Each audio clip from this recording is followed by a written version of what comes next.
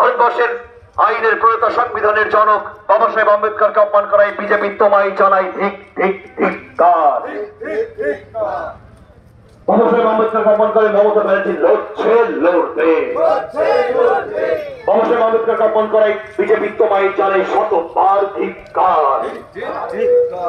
ভারতবর্ষের বিজেপির সরকারের স্বরাষ্ট্রমন্ত্রী অমিত শাহ যেভাবে আঘাত করেছেন, যে কুরুচিকর মন্তব্য করেছেন, তার প্রতিবাদে আজকে আমরা এই ধিক্কার মিছিলের আয়োজন করেছি।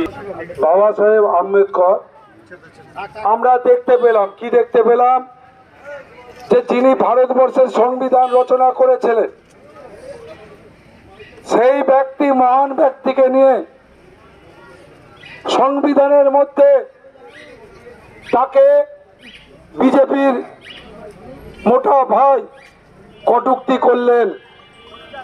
আমরা ধিক্কার জানাই ভারতবর্ষের নাগরিক হিসেবে।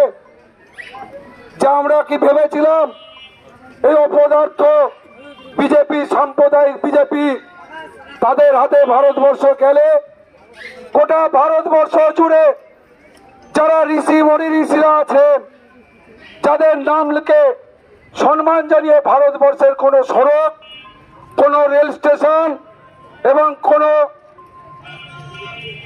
ভালো কলেজ, সর্বক্ষেত্রে দেখা যাচ্ছে তারা এই গুণী ব্যক্তিদের, মহান ব্যক্তিদের, মহৎ ব্যক্তিদের নাম মিটিয়ে দিয়ে তারা তাদের সাম্প্রদায়িক বা রাজনৈতিক চরিতার্থ করছেন।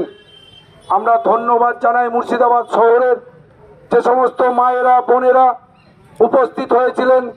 আপনারাই আমাদের মূল সম্পদ। বাংলা টুডে নাও।